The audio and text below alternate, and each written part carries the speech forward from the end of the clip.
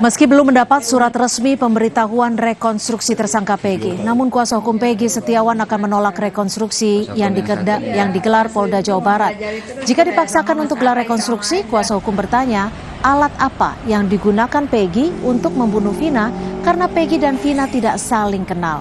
Kuasa hukum mengingatkan pesan yang disampaikan Kapolri, cari bukti tak terbantahkan, khususnya untuk tersangka Peggy Setiawan agar tak ada lagi polemik.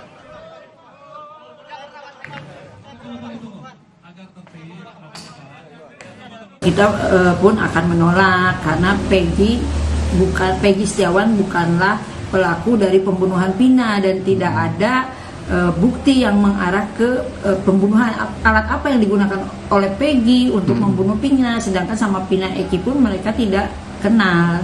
Kita harus tahu di CCTV ada enggak TSK di PS itu di lokasi di TKP, ada enggak sidik jari Peggy Setiawan di TKP. Itu kan harus sesuai itu, bukannya buktinya hanya ijazah, foto yang mereka sampaikan pada saat press release. Anak saya Peggy segera bebas. Saya sangat kecewa karena sidang itu ditunda.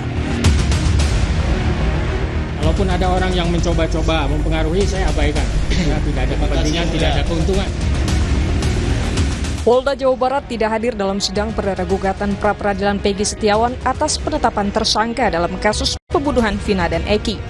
Sidang seharusnya digelar Senin kemarin pada pukul 9 pagi di Pengadilan Negeri Jawa Barat. Namun pihak termohon, penyidik Polda Jawa Barat tak kunjung hadir hingga pukul 9.20 waktu Indonesia Barat.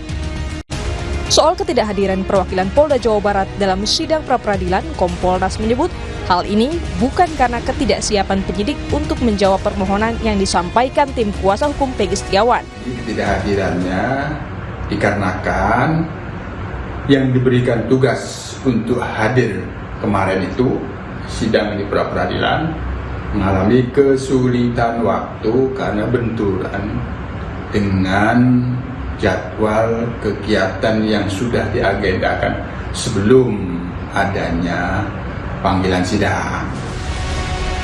Pasca tertundanya sidang perdana pra-peradilan Peggy, Hakim Eman Sulaiman menegaskan jika pada sidang selanjutnya pihak termohon kembali tak hadir, maka sidang pra-peradilan akan tetap dilanjutkan dan akan diputus dalam 7 hari kerja.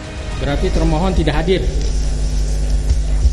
Kita panggil sekali lagi kepada termohon untuk hadir. Kalau minggu depan tidak hadir, kita lewati.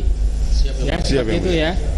Karena kita udah manggil secara patut, jangan sampai yang bersangkutan membuang-buang waktu. Yang namanya pra-peradilan kita harus dikejar 7 hari kerja ya. Siap. Hari Senin dimulai, maksimal hari Selasa. Saya agendakan hari Seninnya sudah bisa diputus. Terima kasih. Sidang pra-peradilan atas penetapan Peggy Setiawan sebagai tersangka kembali dijadwalkan pada Senin 1 Juli 2024 mendatang. Tim Liputan Kompas TV.